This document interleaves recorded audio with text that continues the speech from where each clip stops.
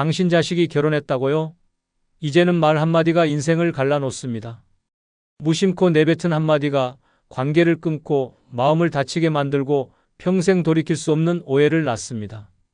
그래도 부모니까 내가 키운 자식인데라는 생각은 착각입니다. 이제 자식은 독립된 인격이고 별개의 가정입니다. 그걸 인정하지 않으면 아무리 피를 나눈 사이라도 남보다 더 먼 사이가 됩니다. 특히 기혼 자녀에게는 절대 해서는 안 될 말이 있습니다. 한순간의 감정, 섭섭함, 걱정이 담긴 말일지라도 그 말 한마디로 자식은 돌아서고 멀어지고 마음의 문을 닫아버립니다. 이건 단순한 갈등이 아닙니다. 당신 노년의 외로움과 고립이 시작되는 신호탄일 수 있습니다. 지금부터 말씀드릴 5가지 말, 이건 절대 입 밖으로 꺼내서는 안 되는 말입니다. 당신의 마음은 몰라도 자식은 당신의 말 한마디로 평생을 기억합니다. 그리고 언젠가 당신이 그토록 바라던 따뜻한 한 끼, 정다운 안부 전화 하나도 사라질 수 있습니다. 끝까지 집중해서 들어주시기 바랍니다. 기혼 자녀에게 죽어도 말하면 안 되는 첫 번째는 내가 너 키우느라 인생 다 바쳤다는 말입니다. 이 말 한마디가 자식의 마음을 돌이킬 수 없이 얼어붙게 만들고 당신이 쌓아 올린 모든 사랑의 흔적을 원망으로 바꿔놓습니다. 처음엔 그저 서운한 감정에서 튀어나온 말입니다. 당신도 알고 있습니다. 자식에게 얼마나 애썼는지 그 시간들을 얘기하고 싶은 겁니다. 하지만 이 말은 자식에게 죄책감을 심고 부담감을 안기며 결국 도망치게 만듭니다. 결혼한 자식은 이미 자신의 가정을 꾸린 어른입니다. 그들의 삶에 당신의 희생을 청구서처럼 들이밀면 감동이 아니라 피로만 남습니다. 그들은 이렇게 생각합니다. 그래서 어쩌라는 거지? 이제 와서 뭘 어떻게 하란 말이야? 심지어 이 말을 반복하면 반복할수록 자식은 당신의 존재 자체를 감정적 폭탄처럼 느끼게 됩니다. 놀러 오라면 바쁘다 하고 전화하면 안 받습니다. 대화가 단절되고 마음이 멀어지면 그때는 아무리 후회해도 늦습니다. 내가 너 키운다고 인생 다 바쳤다는 그 말은 결국 그러니 너는 내 인생 책임져라는 무언의 명령으로 들리기 때문입니다. 부모의 사랑은 기억으로 남아야지 의무로 남으면 고통이 됩니다. 자식은 그 말을 들을 때마다 마음속으로 이렇게 되뇌입니다. 그럼 나는 평생 갚아야? 결혼해서도 자유가 없어? 이 말은 특히 사위나 며느리 앞에서 하면 최악입니다. 그 말은 당신 자식만 향하는 게 아닙니다. 함께 있는 배우자에게도 그대로 박힙니다.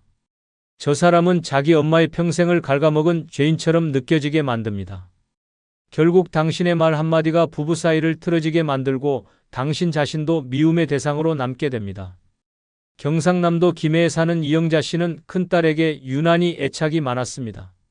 남편 없이 혼자 키운 딸이었기에 온 삶을 그 딸에게 쏟아부었습니다.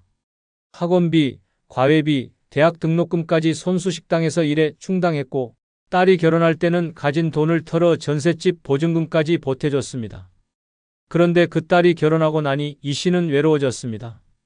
처음엔 일주일에 한두 번 오던 전화도 점점 뜸해졌고 명절이나 되어야 겨우 얼굴을 볼 수 있었습니다.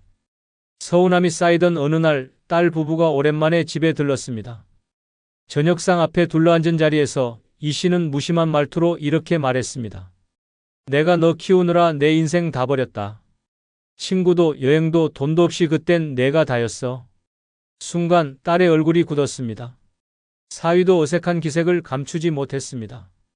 그날 이후 딸은 전보다 더더욱 연락이 뜸해졌고 이 씨는 며느리 흉을 보는 친구들처럼 딸 흉을 보기 시작했습니다. 애 키워봤자 소용없다니까. 이럴 줄 알았으면 그 돈으로 내 노후나 준비할 걸. 하지만 진심은 그게 아니었습니다. 그냥 보고 싶고 전화라도 한 번 더 받고 싶은 마음이었습니다. 1년쯤 지나고 나서야 딸이 조심스레 털어놨습니다. 엄마, 내가 나쁜 딸이라서 그런 게 아니야. 엄마가 그 말할 때마다 너무 무거워. 내가 엄마 인생 망친 사람처럼 느껴져. 그냥 내 인생도 힘들어서 그래. 근데 엄마 말 들으면 죄인이 된 것 같아. 이 말을 들은 순간 이 씨는 눈물을 흘렸습니다. 그제야 깨달았습니다. 자신의 사랑이 결국 자식에게 무기가 되었다는 사실을. 사랑은 기억으로 남을 때 따뜻하지만 의무로 남으면 무겁고 버겁습니다.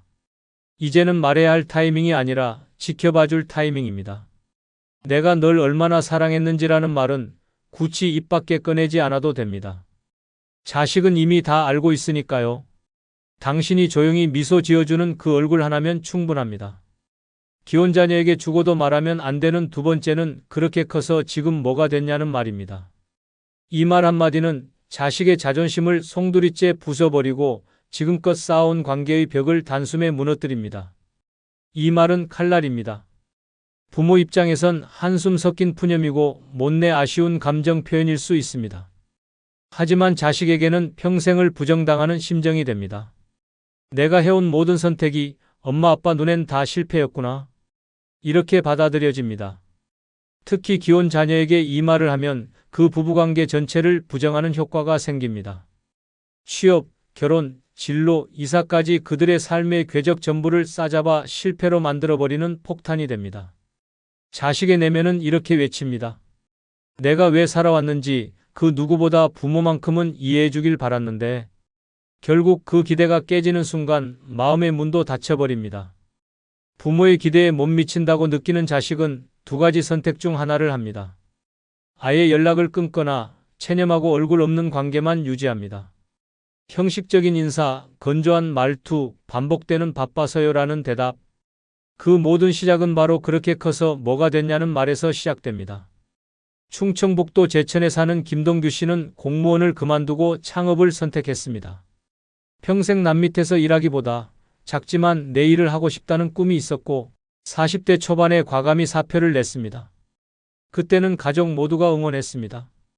아내는 작은 카페를 함께 꾸려보자며 기꺼이 동참했고 두 아이도 아빠 멋지다며 박수 쳐줬습니다. 문제는 그 다음이었습니다. 예상보다 장사가 쉽지 않았고 코로나까지 겹치면서 가게는 1년 만에 적자에 허덕이기 시작했습니다. 생활비는 빠듯했고 부부는 번갈아 알바까지 하며 겨우 버티고 있었습니다. 그 소식을 들은 김씨 어머니는 속이 타들어갔습니다. 그러던 어느 날 김씨 부부가 명절을 맞아 어머니 댁을 찾았습니다. 밥상 위에는 갈비찜과 나물이 정갈이 차려졌고 손주들은 웃으며 놀고 있었습니다.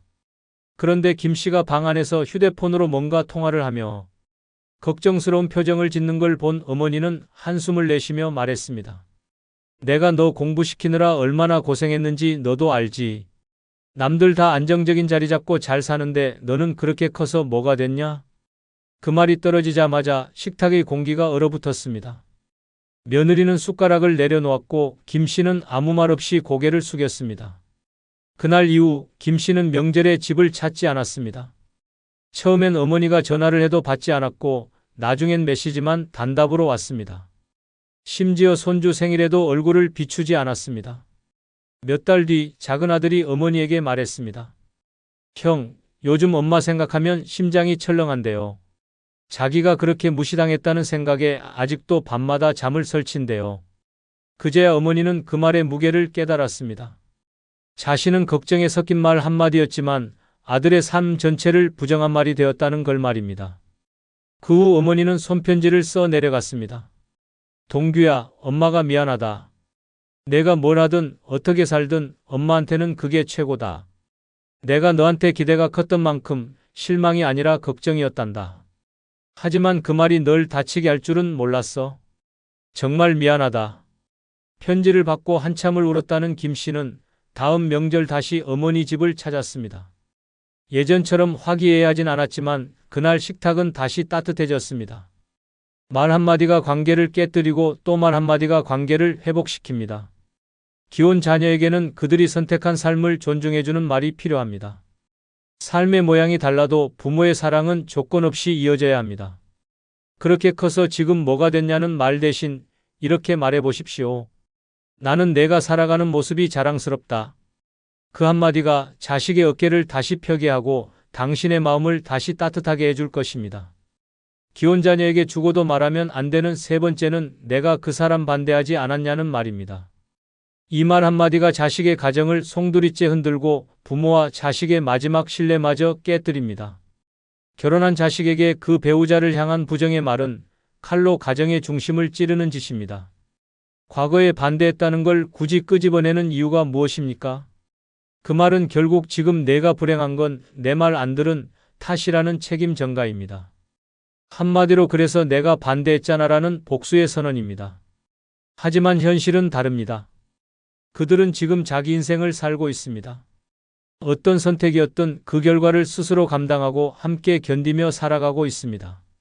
그런 상황에서 과거의 반대를 들추면 자식은 두 가지 감정에 휘말립니다. 배우자에 대한 죄책감 그리고 부모에 대한 원망입니다. 그 순간 자식은 둘 중 하나를 선택해야만 합니다. 내 편은 도대체 누구야? 라는 고통 속에서 결국 멀어지는 건 부모입니다.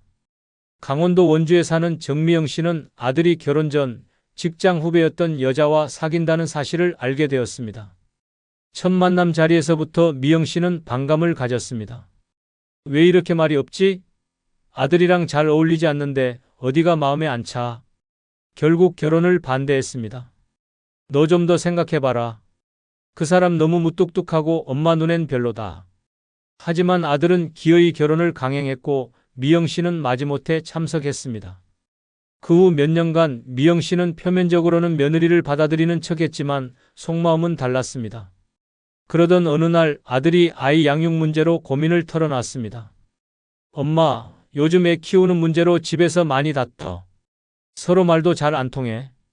그 순간 미영 씨는 기회를 놓치지 않았습니다. 내가 뭐랬니? 내가 그 사람 반대하지 않았냐? 결국 엄마 말대로 되잖아. 그 성격으론 너 평생 고생할 줄 알았지. 그 말이 끝나기도 전에 아들은 정색하며 말했습니다. 엄마, 그 얘기는 이제 그만해. 엄마가 그 사람 싫어하는 거 내가 몰라서 못 사는 줄 아세요? 그리고 다음날 아들은 아예 전화를 끊었습니다. 며느리는 더 이상 시댁에 오지 않았고 손주는 얼굴조차 보이질 않았습니다.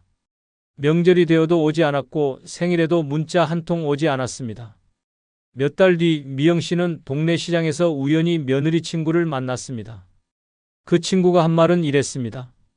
형님이 결혼할 때 어머님 반대 심했잖아요. 그거 며느리가 지금도 상처로 갖고 있대요.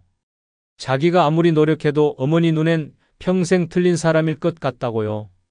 그 말을 들은 미영 씨는 집에 돌아와 밤새 울었습니다. 자신은 며느리보다 아들이 더 중요했기에 한 말이었지만 그 말이 결국 아들과 며느리 모두에게 상처를 줬다는 걸 뒤늦게 깨달았습니다. 그 후 미영 씨는 아들에게 조심스럽게 전화를 걸어 말했습니다. 엄마가 틀렸어. 그땐 그냥 엄마 눈에만 안 찬 거였지 너한테 소중한 사람이란 걸 몰랐어. 지금은 그 사람 덕분에 내가 잘 살아가는 것도 알아.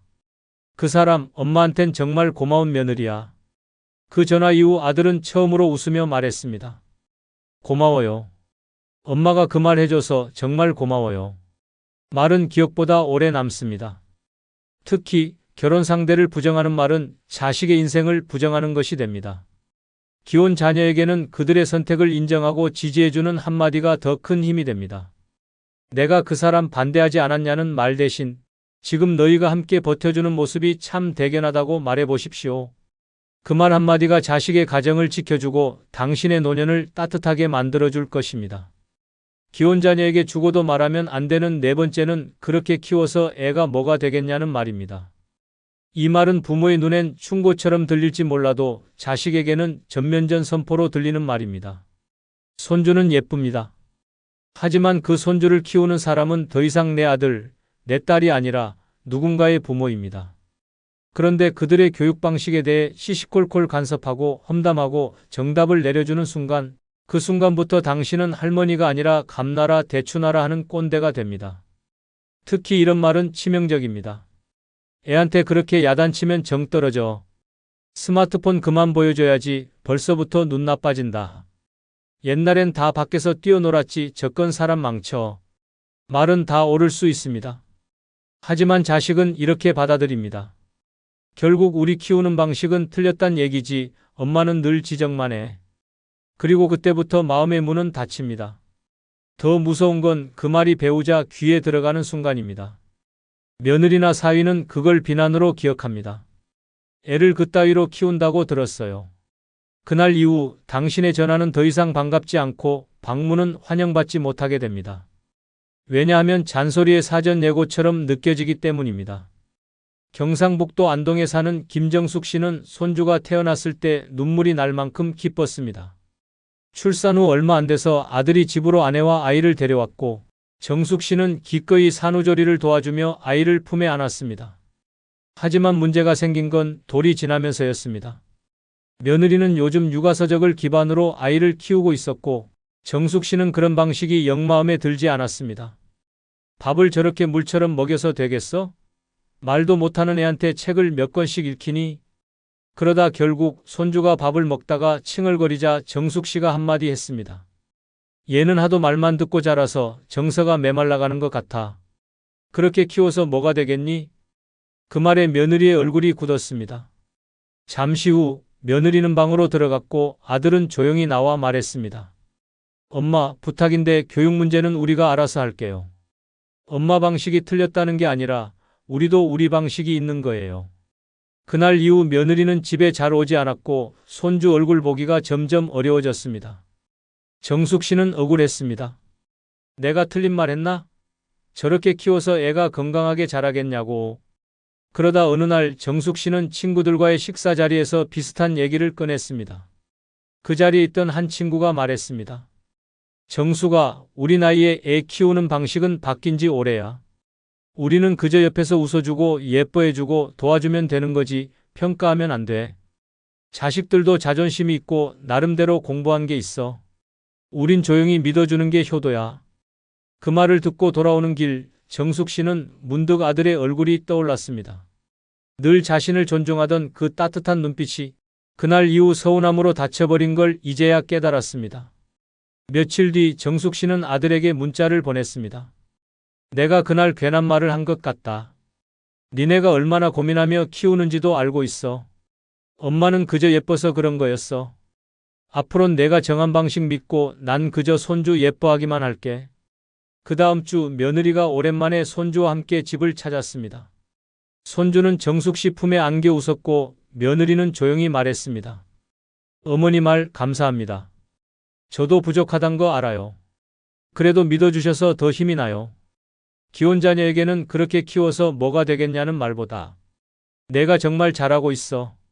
참 멋지다는 격려가 더 큰 힘이 됩니다. 손주는 사랑받는 존재이지 평가받는 대상이 아닙니다. 자식도 마찬가지입니다. 부모는 언제나 든든한 울타리여야 합니다. 그 말 한마디가 당신을 진짜 존경받는 부모로 남게 만들어줍니다. 기혼자녀에게 죽어도 말하면 안 되는 다섯 번째는 니네 중 누구한테 상속할지 고민 중이다는 말입니다. 이 말은 가족이라는 울타리에 불씨 하나를 떨어뜨리는 말이며 자식들 사이를 질투와 탐욕으로 얼룩지게 만드는 가장 위험한 독약입니다. 부모는 단순히 나는 공평하게 해줄 생각이야. 그래도 너희 중 한 명은 좀 더 챙겨야 하지 않겠니? 같은 말로 시작했을지 모릅니다. 하지만 자식들 귀엔 이렇게 들립니다. 이 집안은 이제 유산 전쟁터구나. 내가 잘 보여야 뭘 하나 더 받겠구나. 그 순간부터 자식은 사랑을 얻기 위해 행동하지 않고 몫을 챙기기 위해 계산하기 시작합니다. 형제 자매 사이엔 미묘한 긴장이 흐르고 부모의 한마디, 손길 하나에도 의미를 부여하며 민감해집니다. 엄마는 요즘 왜 언니 집에만 자주 가시지? 전화는 왜 형한테만 먼저 하시지? 그 순간부터 가족은 피부치가 아니라 경쟁자가 됩니다. 이 말이 가장 위험한 이유는 부모가 생존해 있는 동안부터 자식들 마음속에 욕심이라는 씨앗을 심기 때문입니다. 그리고 그 욕심은 시간이 갈수록 자랍니다. 부모가 살아있어도 자식들의 머릿속엔 이미 재산을 놓고 미리 나누는 계산이 굴러갑니다. 그건 자식이 나빠서가 아닙니다. 부모가 먼저 그 생각을 꺼냈기 때문입니다. 충청남도 공주에 사는 박명자 씨는 30년 넘게 남편과 함께 운영한 한식당을 팔고 노후를 위해 전셋집 하나와 예금 1억 원을 남겼습니다. 자식은 딸 둘, 아들 하나. 명자 씨는 가끔 이 말을 꺼내곤 했습니다. 그래도 우리 집은 장남이니까 아빠가 돌아가시면 집은 아들한테 줄까 해. 딸들도 뭐 잘 살잖아. 대신 내가 죽기 전에 다 정리해두고 싶긴 해. 이 말을 들은 첫째 딸은 겉으론 엄마, 우리는 안 바래요라고 말했지만 마음은 부글부글 끓었습니다. 그날 이후부터 딸은 동생에게 연락을 줄였고 명절에도 잠깐 얼굴만 비추고 말았습니다. 둘째 딸은 조용히 있었지만 어머니의 말이 머릿속에서 떠나질 않았습니다. 우리 집은 장남이니까. 그 말에 나는 서열이 밀렸구나. 나는 그냥 조용히 있으라는 뜻이구나라며 마음의 문을 닫았습니다. 가장 큰 문제는 아들이었습니다. 그는 처음엔 부담스러워했지만 시간이 지날수록 기대감이 생겼습니다. 어차피 집은 내 몫이고 엄마도 그렇게 말했잖아. 그러니까 다른 형제들은 간섭 안 했으면 좋겠어. 그러던 어느 날 명자 씨가 쓰러졌습니다. 병원비가 들기 시작했고 간병도 필요해졌습니다. 세 자식 모두 모였지만 대화는 따뜻하지 않았습니다. 집은 동생 줄 거면서 왜 우리가 병간호까지 해야 하죠? 그럼 차라리 유언장부터 쓰세요. 깔끔하게. 엄마가 그런 말만 안 했어도 우리 이렇게 안 싸웠어요. 명자 씨는 병실에서 눈물만 흘렸습니다. 사랑하는 자식들이 돈 앞에서 이렇게 달라질 줄 몰랐습니다. 그녀는 단지 미리 정리를 해두고 싶었을 뿐이었습니다. 하지만 그 말 한마디가 가족을 갈라놓고 말았습니다. 결국 명자 씨는 자식들을 따로 불러 한 사람 한 사람에게 말했습니다. 내가 잘못했다. 사랑은 순서가 없는데 난 괜히 재산 이야기로 순서를 만든 것 같구나. 돈보다 중요한 건 너희 사이의 정이었는데 내가 그걸 망친 것 같아. 그리고 그녀는 변호사를 불러 전 재산을 자식이 아닌 장애아동복지재단에 기부하겠다는 뜻을 밝혔습니다. 자식들은 놀랐고 동시에 마음이 무너졌습니다. 그제야 깨달았습니다. 가장 소중한 유산은 집도 돈도 아닌 함께 웃을 수 있는 가족이라는 것을. 기혼 자녀에게는 누구한테 상속할지 고민이다는 말보다 너희가 서로 잘 지내는 모습이 내가 남긴 최고의 유산이다는 말이 필요합니다. 재산은 나눌수록 줄어들지만 사랑은 나눌수록 커집니다. 말 한마디가 유산보다 더 큰 가치를 남깁니다. 그리고 그 말이 당신의 이름을 아름답게 기억하게 만듭니다. 감사합니다. 여러분, 지금 당장 거울을 보세요. 거울 속 얼굴에 진짜 행복이 보이시나요? 아니면 평생 남을 위해 살아온 피로가 가득한가요? 70세의 어떤 분들은 혼자 살면서도 누구보다 행복하고 자유로운 분들이 있어요. 반면에 자식도 있고 돈도 많은데 매일 불안해하고 외로운 분들도 있죠. 누가 더 행복할까요? 그 차이가 뭔지 아세요? 오늘 제가 알려드릴 이 5가지만 준비하면 자식 눈치 안 보고 돈 걱정 안 하고 누구한테도 의존하지 않는 완전히 자유로운 삶을 살 수 있어요. 하지만 99%의 사람들이 이 진실을 모르고 있어요. 특히 세 번째는 정말 충격적이에요. 대부분의 부모님들이 평생 반대로 살아왔거든요. 마지막 5번째는 이것 없이는 앞에 4가지가 모두 무너질 수 있는 가장 중요한 비밀이에요. 이 영상이 도움이 되셨다면 구독 버튼과 좋아요 버튼 꾹 눌러주시고 같은 고민을 하는 주변 분들께 공유도 해주세요. 그럼 첫 번째부터 시작해 볼까요? 첫 번째는 생활비 최소 10년치 현금을 확보하는 것입니다. 10년치 현금이라니 그게 말이 되나요? 하고 생각하실 수 있지만 이것이야말로 진짜 자유로운 노후를 보장하는 비결이에요. 먼저 현실적으로 계산해 보겠습니다. 혼자 살면서 한 달에 드는 최소 생활비가 얼마나 될까요? 집세, 식비, 병원비, 통신비, 교통비를 모두 합치면 보통 120만 원에서 150만 원 정도 필요해요. 여유롭게 150만 원으로 계산해 보죠. 150만 원 곱하기 12개월 하면 1년에 1,800만 원이 필요합니다. 그럼 10년치는 1억 8천만 원이에요. 1억 8천만 원이라니 그런 큰 돈을 어떻게 모아요? 하고 생각하시겠지만 이것은 생각보다 불가능한 숫자가 아니에요. 왜 10년치가 필요한지 말씀드릴게요. 첫 번째 이유는 진짜 마음의 평화를 얻기 위해서예요. 자식들한테 손 벌리지 않아도 되고 누구한테도 눈치 보지 않고 살 수 있어요. 이게 바로 경제적 독립이 주는 진짜 힘입니다. 두 번째 이유는 건강 문제 때문이에요. 나이가 들면 언제 어떤 병이 생길지 모르잖아요. 병원비 걱정 없이 좋은 치료를 받을 수 있고 건강 관리에도 돈을 아끼지 않을 수 있어요. 세 번째는 진짜 하고 싶은 일을 할 수 있기 때문이에요. 여행도 가고 싶을 때 가고 취미 생활도 마음껏 하고 봉사활동도 할 수 있어요. 돈 걱정 없이 여생을 보낼 수 있는 거죠. 그럼 이 돈을 어떻게 모을까요? 가장 중요한 것은 지출을 줄이는 거예요. 정말 필요한 것과 그렇지 않은 것을 구분하셔야 해요. 불필요한 보험료, 쓰지 않는 구독료, 비싼 외식비를 과감히 정리하세요. 만약 연금이나 월급으로 월 200만 원을 받고 계신다면 150만 원으로 살고 50만 원을 저축하세요. 그러면 30년이면 1억 8천만 원을 모을 수 있어요. 30년이나 걸려요? 하지 마세요. 어차피 시간은 지나가는 거예요. 그 시간 후에 자유로운 사람이 될 것인지, 여전히 돈 걱정하는 사람이 될 것인지는 지금 여러분의 선택에 달렸어요. 더 빨리 모으려면 부동산 임대 수입이나 주식 배당금 같은 추가 수입을 만드세요. 하지만 여기서 중요한 건 수입이 늘어도 생활비는 그대로 유지하는 거예요. 많은 분들이 그렇게 아껴 살면 재미없지 않나요? 라고 물어봐요. 하지만 진짜 재미는 경제적 자유를 얻은 후에 시작돼요. 돈 걱정 없이 하고 싶은 일을 하면서 사는 것, 그게 진짜 행복한 노후 생활이에요. 지금 여러분이 매일 하는 돈 걱정들을 생각해 보세요. 병원비 걱정, 생활비 걱정, 자식들한테 폐 끼치는 걱정. 이 모든 것들을 10년치 현금만 있으면 해결할 수 있어요. 하지만 여기서 끝이 아니에요. 10년치 현금만으로는 완전한 자유를 얻을 수 없거든요. 진짜 혼자서도 최고의 삶을 살려면 나머지 4가지도 준비해야 해요. 특히 두 번째로 준비해야 할 것은 여러분이 상상도 못하실 거예요. 다음 영상에서 그 놀라운 진실을 공개할 테니까 꼭 보세요. 두 번째는 나 먼저 챙기는 건전한 이기심입니다. 이기심이라니 그런 말씀을 하시면 안 되죠 하고 생각하실 수도 있어요. 하지만 잠깐 이 이야기를 끝까지 들어보시면 여러분의 생각이 완전히 바뀔 거예요. 평생 남을 위해 살아오셨죠? 젊을 때는 부모님을 위해, 결혼해서는 배우자와 자식을 위해, 직장에서는 회사를 위해 살아오셨어요. 그런데 지금 여러분을 위해서는 누가 살고 있나요? 아무도 없어요. 바로 여기에 문제가 있습니다. 건전한 이기심이란 무엇일까요? 이것은 나쁜 이기심이 아니에요. 남에게 피해를 주면서 내 이익만 챙기는 게 아니라 나 자신을 소중히 여기고 내 필요를 먼저 채우는 거예요. 왜냐하면 내가 건강하고 행복해야 다른 사람도 도울 수 있거든요. 비행기를 타보셨죠? 비상시 산소 마스크가 떨어지면 어떻게 하라고 안내방송이 나오나요?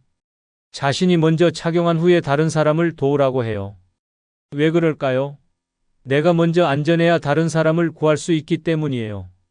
인생도 마찬가지예요. 많은 분들이 평생 이런 식으로 살아오셨어요. 자식이 대학 등록금이 필요하다고 하면 본인 적금을 깨서 주고, 며느리가 뭔가 사달라고 하면 본인 용돈을 아껴서 사주고, 손자 손녀 용돈 달라고 하면 본인 병원비를 아껴서 주고 말이에요. 하지만 그 결과가 어떻게 됐나요? 자식들은 부모가 희생하는 게 당연하다고 생각하게 됐고, 여러분은 정작 본인을 위한 시간과 돈은 하나도 없게 됐어요. 이게 과연 옳은 일일까요? 건전한 이기심을 실천하는 방법을 알려드릴게요. 첫째, 내 건강을 최우선으로 생각하세요. 아픈데도 참지 마시고 바로 병원에 가세요. 좋은 음식 먹고 싶으면 드시고 운동하고 싶으면 하세요. 건강한 부모가 자식에게도 도움이 돼요. 둘째, 내 시간을 소중히 여기세요. 하고 싶지 않은 일에 시간을 쓰지 마세요. 자식이 손자 봐달라고 해도 내가 피곤하면 오늘은 안 된다고 말하세요. 친구들이 모임에 나오라고 해도 내가 집에서 쉬고 싶으면 거절하세요. 셋째, 내 돈을 먼저 챙기세요. 자식이 돈 달라고 해도 내 노후 자금이 부족하면 없다고 하세요. 냉정하게 들릴 수 있지만 나중에 자식들한테 손 벌리지 않으려면 지금 내 돈부터 챙겨야 해요. 그렇게 하면 자식들이 서운해하지 않을까요? 하고 걱정하실 거예요. 처음에는 그럴 수도 있어요. 하지만 시간이 지나면 자식들도 이해하게 돼요. 오히려 독립적이고 당당한 부모를 더 존경하게 되거든요. 건전한 이기심을 갖지 못하면 어떻게 될까요?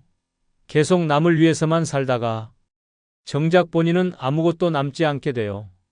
늙어서 아프고 외롭고 가난해져도 누구 하나 진심으로 도와주지 않아요. 왜냐하면 모든 사람이 여러분의 희생을 당연하게 생각하게 됐거든요. 반대로 건전한 이기심을 가지면 어떻게 될까요? 여러분이 건강하고 경제적으로 독립적이기 때문에 자식들도 부담 없이 대할 수 있어요. 서로 의존하지 않으니까 더 건강한 관계를 유지할 수 있고요. 나이 들어서 가장 무서운 게 뭔지 아세요? 남에게 의존하게 되는 거예요. 돈도 없고 건강도 없어서 자식들 눈치를 봐야 하는 상황 말이에요. 그런 상황을 피하려면 지금부터라도 나 자신을 먼저 챙기는 건전한 이기심을 가져야 해요. 죄책감 가질 필요 전혀 없어요. 평생 남을 위해 살아오신 여러분이니까 이제는 본인을 위해 사셔도 돼요. 아니, 사셔야 해요. 그래야 진짜 자유롭고 행복한 노후를 보낼 수 있거든요. 하지만 건전한 이기심만으로는 완전한 자유를 얻을 수 없어요. 다음 영상에서 그 해답을 알려드릴 테니까 꼭 보세요. 세 번째는 자식에게 미련 두지 않는 태도입니다. 자식한테 미련을 두지 말라니 그게 말이 되나요? 하고 깜짝 놀라실 거예요. 하지만 이 말의 진짜 의미를 아시면 여러분의 마음이 얼마나 편해질지 상상도 못 하실 거예요. 혹시 이런 경험 있으신가요? 자식이 전화 안 받으면 밤새 잠 못 이루고 명절에 안 오면 서운해서 며칠을 속상해하고 자식 집에 놀러 갔는데 차갑게 대하면 마음이 찢어지는 것 같고 말이에요. 바로 이런 게 자식에게 미련을 두는 거예요. 자식에게 미련을 두지 않는다는 것은 자식을 사랑하지 말라는 게 아니에요. 자식의 선택과 삶을 인정하고 내 감정을 자식에게 의존하지 않는다는 뜻이에요. 쉽게 말해서 자식이 어떻게 하든 내 마음의 평화를 지키는 거죠. 왜 이런 태도가 필요할까요? 현실을 한번 보세요. 요즘 젊은 사람들은 정말 바빠요. 직장 일도 힘들고 자기 가정도 챙겨야 하고 아이들 교육비 때문에 허리가 휘어져요. 그런데 여기에 부모님까지 챙기라고 하면 얼마나 부담스럽겠어요? 많은 부모님들이 이런 실수를 하세요. 자식이 자주 안 온다고 서운해하고 용돈 안 준다고 섭섭해하고 관심 안 가져준다고 원망해요. 하지만 이런 감정들이 여러분을 더 불행하게 만들 뿐이에요. 자식에게 미련을 두지 않으려면 어떻게 해야 할까요? 첫째, 자식도 독립된 어른이라는 걸 인정하세요. 30살, 40살이 넘은 사람이 누구예요? 다 어른이에요. 어른에게는 어른의 선택권이 있어요. 부모가 원하는 대로 살아야 할 의무는 없다고요. 둘째, 기대를 낮추세요. 자식이 이렇게 해줬으면 좋겠다는 기대가 클수록 실망도 커져요. 대신 자식이 건강하게만 살면 된다고 생각하세요. 나머지는 모두 덤이에요. 셋째, 자식의 삶에 간섭하지 마세요. 누구랑 결혼하든 어떤 직업을 갖든 어디에 살든 자식 마음이에요. 내가 키워놨는 데라는 생각은 버리세요. 키워준 건 부모의 의무였고 이제 그 의무는 끝났어요. 넷째, 연락 안 와도 서운해하지 마세요. 바쁘니까 연락 못 하는 거예요. 연락 오면 반갑게 받고 안 와도 잘 살고 있겠지 하고 넘어가세요. 여러분이 서운해한다고 자식이 더 연락하지 않아요. 오히려 부담스러워해요. 다섯째, 자식 앞에서 외롭다는 표현하지 마세요. 엄마가 얼마나 외로운지 몰라 이런 말 들으면 자식들이 어떤 기분일까요? 죄책감만 들어요. 죄책감으로 오는 관심은 진짜 관심이 아니에요. 그럼 자식과 어떻게 지내야 하나요? 궁금하실 거예요. 답은 간단해요. 자식을 친구처럼 대하세요. 부모-자식 관계가 아니라 어른과 어른의 관계로 지내는 거예요. 서로 예의를 지키고 서로 독립적이고 서로 간섭하지 않는 관계 말이에요. 자식이 찾아오면 반갑게 맞이하되 오래 있으라고 붙잡지 마세요. 돈 달라고 하면 여유 있을 때만 주고 없으면 솔직히 없다고 하세요. 자식 문제로 고민 상담받아도 조언만 해주고 직접 개입하지는 마세요. 이렇게 하면 신기한 일이 일어나요. 자식들이 오히려 더 편하게 다가와요. 왜냐하면 부담이 없거든요. 엄마가 서운해 하시지 않을까, 뭐 해달라고 하시지 않을까 이런 걱정 없이 자연스럽게 찾아오게 돼요. 가장 중요한 건 여러분의 마음이에요. 자식에게 미련을 두지 않으면 마음이 정말 편해져요. 자식이 연락 안 와도 괜찮고 명절에 안 와도 괜찮고 용돈 안 줘도 괜찮아요. 내 행복이 자식에게 달려있지 않으니까요. 많은 부모님들이 자식 때문에 산다고 하시는데 이건 잘못된 생각이에요. 자식은 독립된 인격체이고 여러분도 독립된 인격체예요. 각자의 삶을 살아가는 거지 누가 누구를 위해 살 필요는 없어요. 자식에게 미련을 두지 않는 태도를 가지면 진짜 자유로운 노후가 시작돼요. 자식 눈치 안 보고 자식 기분 안 봐주고 내가 하고 싶은 대로 살 수 있어요. 이게 바로 혼자 살기의 진짜 매력이에요. 하지만 자식에게 미련을 두지 않는 것만으로는 충분하지 않아요. 네 번째, 이것이야말로 정말 중요해요. 다음 영상에서 그 비밀을 공개할 테니까 절대 놓치지 마세요. 네 번째는 완벽주의 버리고 적당주의입니다. 적당주의라니 그럼 대충 사는 건가요? 하고 생각하실 수도 있어요. 하지만 천만에요. 이 이야기를 끝까지 들으시면 왜 적당주의가 진짜 지혜로운 삶의 방식인지 깨달으실 거예요. 혹시 이런 분이신가요? 집안이 조금만 더러워도 견딜 수 없어서 매일 청소하고 음식 만들 때도 완벽하게 맛있게 해야 직성이 풀리고 옷차림도 항상 단정해야 하고 남들이 보기에 흠잡을 데 없어야 한다고 생각하시나요? 그렇다면 여러분은 완벽주의에 빠져 계신 거예요. 완벽주의가 왜 문제일까요? 첫째, 너무 피곤해져요. 모든 걸 완벽하게 하려다 보니 하루 종일 일만 하게 돼요. 쉴 틈이 없어요. 둘째, 스트레스가 엄청나요. 완벽하지 않으면 불안하고 초조해져요. 셋째, 남을 힘들게 해요. 가족들도 여러분의 완벽주의 때문에 숨이 막혀요. 젊을 때는 그래도 체력이 있어서 완벽주의로 살 수 있었어요. 하지만 나이가 들면 달라져요. 체력도 떨어지고 기억력도 예전 같지 않고 몸도 여기저기 아파오는데 여전히 완벽하게 하려고 하면 몸이 견딜 수 없어요. 적당주의란 무엇일까요? 이것은 게으름이 아니에요. 중요한 것과 그렇지 않은 것을 구분해서 중요한 건 제대로 하고 그렇지 않은 건 적당히 하는 거예요. 에너지를 효율적으로 쓰는 지혜로운 방법이에요. 예를 들어 볼게요. 집 청소를 매일 완벽하게 할 필요 있나요? 일주일에 한 번만 해도 충분해요. 음식도 매번 정성스럽게 만들 필요 없어요. 간단하게 해먹어도 영양만 챙기면 돼요. 옷도 깔끔하기만 하면 되지 항상 정장 차려입을 필요 없어요. 적당주의를 실천하는 방법을 알려드릴게요. 첫째, 80점 원칙을 세우세요. 100점 만점에 80점만 해도 충분하다고 생각하는 거예요. 80점과 100점의 차이는 미미하지만 투입하는 에너지는 몇 배나 달라요. 둘째, 우선순위를 정하세요. 정말 중요한 것 3가지만 정하고 그것만 제대로 하세요. 나머지는 적당히 해도 괜찮아요. 건강, 인간관계, 취미생활 이 3가지만 잘 챙겨도 충분히 행복할 수 있어요. 셋째, 남의 시선을 의식하지 마세요. 남들이 뭐라고 할까 생각하니까 완벽해야 한다고 느끼는 거예요. 하지만 솔직히 말해서 남들은 여러분에게 그렇게 관심 없어요. 각자 자기 일로 바빠요. 넷째, 실수를 인정하세요. 실수해도 괜찮다고 생각하면 마음이 훨씬 편해져요. 이번엔 이렇게 됐네 하고 넘어가세요. 완벽한 사람은 세상에 없어요.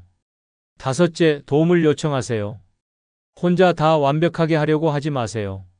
청소는 청소업체에 맡기고 요리는 배달음식 시켜 먹고 빨래는 세탁소에 맡겨도 돼요. 돈으로 해결할 수 있는 일은 돈으로 해결하세요. 적당주의의 가장 큰 장점은 마음의 여유가 생긴다는 거예요. 완벽하게 하지 않아도 된다고 생각하니까 스트레스가 확 줄어들어. 그 여유 있는 시간에 정말 하고 싶은 일을 할 수 있어요. 또 다른 장점은 건강해진다는 거예요. 스트레스가 줄어드니까 혈압도 내려가고 잠도 잘 오고 소화도 잘 돼요. 완벽주의로 인한 만성 피로도 사라져요. 인간관계도 좋아져요. 여러분이 여유로우니까 다른 사람들도 편하게 대할 수 있어요. 완벽주의자는 다른 사람에게도 완벽을 요구하게 되는데 적당주의자는 다른 사람의 실수도 너그럽게 봐줄 수 있어요. 그럼 너무 대충 사는 것 같은데요 하고 걱정하실 수도 있어요. 하지만 적당주의는 대충 사는 게 아니에요. 똑똑하게 사는 거예요. 에너지를 아껴서 정말 중요한 곳에 쓰는 거거든요. 나이 들수록 체력과 시간은 한정되어 있어요. 그 소중한 자원을 완벽주의로 낭비할 필요 없어요. 적당히 해도 충분히 잘 살 수 있어요. 아니, 오히려 더 행복하게 살 수 있어요. 완벽주의를 버리면 진짜 자유로워져요. 이 정도면 됐어 하고 만족할 줄 아니까 항상 마음이 편해요. 남들과 비교하지도 않고 자책하지도 않아요. 그냥 내 속도대로, 내 방식대로 살아갈 수 있어요. 하지만 적당주의만으로도 완전한 자유는 얻을 수 없어요. 마지막 5번째가 가장 중요한데 이것을 모르면 앞에 4가지를 다 갖춰도 소용없으니까 다음 영상을 꼭 보세요. 마지막 비밀이 여러분의 인생을 완전히 바꿀 거예요. 5번째는 매일 30분 이상 걷기 습관 만들기입니다. 걷기가 그렇게 중요한가요? 하고 생각하실 수도 있어요. 하지만 이것이야말로 앞에 4가지를 모두 무너뜨릴 수 있는 가장 무서운 적이자 동시에 여러분을 구원해줄 가장 강력한 무기예요. 혹시 이런 일상을 보내고 계신가요? 아침에 일어나서 TV 앞에 앉아서 뉴스 보고 점심 먹고 또 소파에 누워서 드라마 보고 저녁 먹고 또 TV 보다가 잠자리에 드시나요? 하루 종일 앉아서 누워서만 지내시나요? 그렇다면 정말 위험한 상황이에요. 왜 걷기가 이렇게 중요할까요? 첫째, 건강이 모든 것의 기초이기 때문이에요. 아무리 돈이 많아도 마음가짐이 좋아도 몸이 아프면 아무것도 할 수 없어요. 병원에만 다니게 되고 약값으로 돈은 다 나가고 고통 때문에 마음도 우울해져요. 둘째, 걷지 않으면 근육이 급속도로 줄어들어. 60세 이후에는 1년의 근육이 1에서 2%씩 사라져요. 걷지 않으면 더 빨리 사라져요. 근육이 없으면 어떻게 될까요? 계단 오르기 힘들어지고 무거운 것 들기 어려워지고 결국 누군가의 도움 없이는 살 수 없게 돼요. 셋째, 뇌 건강에도 걷기가 필수예요. 걸으면 뇌에 산소와 영양분이 충분히 공급돼서 치매 예방에 큰 도움이 돼요. 반대로 움직이지 않으면 뇌 기능이 떨어져서 기억력도 나빠지고 판단력도 흐려져요. 넷째, 걷기는 우울증을 예방해줘요. 집에만 있으면 자꾸 부정적인 생각만 하게 돼요. 하지만 밖에 나가서 걸으면 햇빛도 받고 새로운 풍경도 보고 사람들도 만나게 되니까 기분이 좋아져요. 그럼 어떻게 걷기 습관을 만들까요? 첫째, 일단 밖으로 나가세요. 30분을 걸어야지 생각하지 말고 일단 현관문만 나가자 하고 시작하세요. 나가기만 해도 절반은 성공한 거예요. 둘째, 시간을 정해 놓으세요.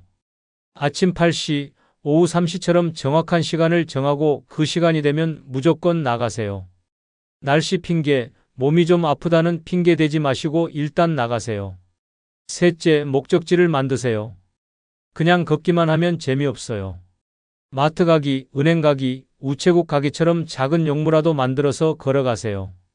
목적이 있으면 걷기가 훨씬 쉬워져요. 넷째, 걷기 친구를 만드세요. 혼자 걷기 어려우면 이웃이나 친구와 함께 걸으세요. 약속이 있으면 나가지 않을 수가 없거든요. 서로 격려도 하고 이야기도 나누면서 걸으면 시간이 금방 가요. 다섯째, 만복이나 스마트폰 앱을 활용하세요. 하루에 몇 걸음 걸었는지 확인하면 동기부여가 돼요. 어제보다 오늘 더 많이 걷겠다는 목표를 세우는 것도 좋아요. 30분 걷기가 어렵다면 10분부터 시작하세요. 10분에 익숙해지면 15분, 20분, 30분으로 늘려가세요. 중요한 건 매일 하는 거예요. 하루 걸러 한번 1시간 걷는 것보다 매일 30분 걷는 게 훨씬 좋아요. 걸을 때 주의할 점도 있어요. 첫째, 편한 신발을 신으세요. 발이 아프면 걷기 싫어져요. 둘째, 너무 빨리 걷지 마세요. 옆 사람과 대화할 수 있을 정도의 속도면 충분해요. 셋째, 무리하지 마세요. 몸이 아프면 쉬었다가 걸으세요. 걷기의 효과는 정말 놀라워요. 한 달만 꾸준히 걸어도 몸이 가벼워지는 걸 느낄 수 있어요. 계단 오르기가 수월해지고 잠도 잘 오고 소화도 잘 되고 기분도 좋아져요. 6개월 정도 걸으면 더 큰 변화를 느낄 수 있어요. 혈압이 내려가고 혈당이 안정되고 체중도 줄어들어. 무엇보다 자신감이 생겨요. 내가 이것도 할 수 있구나 하는 성취감이 들거든요. 1년 이상 꾸준히 걸으면 인생이 바뀌어요. 병원 갈 일이 줄어들고 약 먹을 일도 줄어들고 활력이 넘쳐서 다른 것들도 하고 싶어져요. 정말 젊어진 것 같은 기분이 들어요. 걷기 습관이 있으면 앞에 4가지도 더 쉽게 실천할 수 있어요. 건강하니까 10년치 생활비도 덜 걱정되고 자신감이 있으니까 건전한 이기심도 갖기 쉽고 마음이 여유로우니까 자식에게 미련 두지 않기도 쉽고 체력이 있으니까 적당주의로 살아도 충분해요. 반대로 걷지 않으면 어떻게 될까요? 건강이 나빠져서 병원비로 돈은 다 나가고 우울해져서 자식들한테 짜증내고 완벽주의로 스트레스 받고 결국 혼자 사는 게 불가능해져요. 매일 30분 걷기, 이것이야말로 진짜 자유로운 혼자 살기의 핵심이에요. 이 5가지를 모두 갖추면 정말 누구보다 행복하고 자유로운 노후를 보낼 수 있어요. 오늘부터 당장 시작하세요. 미루지 마세요. 여러분의 남은 인생이 달렸어요. 되고 누구한테도 눈치 보지 않고 살 수 있어요. 이게 바로 경제적 독립이 주는 진짜 힘입니다. 두 번째 이유는 건강 문제 때문이에요. 나이가 들면 언제 어떤 병이 생길지 모르잖아요. 병원비 걱정 없이 좋은 치료를 받을 수 있고 건강 관리에도 돈을 아끼지 않을 수 있어요. 세 번째는 진짜 하고 싶은 일을 할 수 있기 때문이에요. 여행도 가고 싶을 때 가고 취미 생활도 마음껏 하고 봉사활동도 할 수 있어요. 돈 걱정 없이 여생을 보낼 수 있는 거죠. 그럼 이 돈을 어떻게 모을까요? 가장 중요한 것은 지출을 줄이는 거예요. 정말 필요한 것과 그렇지 않은 것을 구분하셔야 해요. 불필요한 보험료, 쓰지 않는 구독료, 비싼 외식비를 과감히 정리하세요. 만약 연금이나 월급으로 월 200만 원을 받고 계신다면 150만 원으로 살고 50만 원을 저축하세요. 그러면 30년이면 1억 8천만 원을 모을 수 있어요. 30년이나 걸려요? 하지 마세요. 어차피 시간은 지나가는 거예요. 그 시간 후에 자유로운 사람이 될 것인지, 여전히 돈 걱정하는 사람이 될 것인지는 지금 여러분의 선택에 달렸어요. 더 빨리 모으려면 부동산 임대 수입이나 주식 배당금 같은 추가 수입을 만드세요. 하지만 여기서 중요한 건 수입이 늘어도 생활비는 그대로 유지하는 거예요. 많은 분들이 그렇게 아껴 살면 재미없지 않나요? 라고 물어봐요. 하지만 진짜 재미는 경제적 자유를 얻은 후에 시작돼요. 돈 걱정 없이 하고 싶은 일을 하면서 사는 것, 그게 진짜 행복한 노후 생활이에요. 지금 여러분이 매일 하는 돈 걱정들을 생각해 보세요. 병원비 걱정, 생활비 걱정, 자식들한테 폐 끼치는 걱정. 이 모든 것들을 10년치 현금만 있으면 해결할 수 있어요. 하지만 여기서 끝이 아니에요. 10년치 현금만으로는 완전한 자유를 얻을 수 없거든요. 진짜 혼자서도 최고의 삶을 살려면 나머지 4가지도 준비해야 해요. 특히 두 번째로 준비해야 할 것은 여러분이 상상도 못하실 거예요. 다음 영상에서 그 놀라운 진실을 공개할 테니까 꼭 보세요. 두 번째는 나 먼저 챙기는 건전한 이기심입니다. 이기심이라니 그런 말씀을 하시면 안 되죠 하고 생각하실 수도 있어요. 하지만 잠깐 이 이야기를 끝까지 들어보시면 여러분의 생각이 완전히 바뀔 거예요. 평생 남을 위해 살아오셨죠? 젊을 때는 부모님을 위해, 결혼해서는 배우자와 자식을 위해, 직장에서는 회사를 위해 살아오셨어요. 그런데 지금 여러분을 위해서는 누가 살고 있나요? 아무도 없어요. 바로 여기에 문제가 있습니다. 건전한 이기심이란 무엇일까요? 이것은 나쁜 이기심이 아니에요. 남에게 피해를 주면서 내 이익만 챙기는 게 아니라 나 자신을 소중히 여기고 내 필요를 먼저 채우는 거예요. 왜냐하면 내가 건강하고 행복해야 다른 사람도 도울 수 있거든요. 비행기를 타보셨죠? 비상시 산소 마스크가 떨어지면 어떻게 하라고 안내방송이 나오나요? 자신이 먼저 착용한 후에 다른 사람을 도우라고 해요. 왜 그럴까요? 내가 먼저 안전해야 다른 사람을 구할 수 있기 때문이에요. 인생도 마찬가지예요. 많은 분들이 평생 이런 식으로 살아오셨어요. 자식이 대학 등록금이 필요하다고 하면 본인 적금을 깨서 주고, 며느리가 뭔가 사달라고 하면 본인 용돈을 아껴서 사주고, 손자 손녀 용돈 달라고 하면 본인 병원비를 아껴서 주고 말이에요. 하지만 그 결과가 어떻게 됐나요? 자식들은 부모가 희생하는 게 당연하다고 생각하게 됐고, 여러분은 정작 본인을 위한 시간과 돈은 하나도 없게 됐어요. 이게 과연 옳은 일일까요? 건전한 이기심을 실천하는 방법을 알려드릴게요. 첫째, 내 건강을 최우선으로 생각하세요. 아픈데도 참지 마시고 바로 병원에 가세요. 좋은 음식 먹고 싶으면 드시고 운동하고 싶으면 하세요. 건강한 부모가 자식에게도 도움이 돼요. 둘째, 내 시간을 소중히 여기세요. 하고 싶지 않은 일에 시간을 쓰지 마세요. 자식이 손자 봐달라고 해도 내가 피곤하면 오늘은 안 된다고 말하세요. 친구들이 모임에 나오라고 해도 내가 집에서 쉬고 싶으면 거절하세요. 셋째, 내 돈을 먼저 챙기세요. 자식이 돈 달라고 해도 내 노후 자금이 부족하면 없다고 하세요. 냉정하게 들릴 수 있지만 나중에 자식들한테 손 벌리지 않으려면 지금 내 돈부터 챙겨야 해요. 그렇게 하면 자식들이 서운해하지 않을까요? 하고 걱정하실 거예요.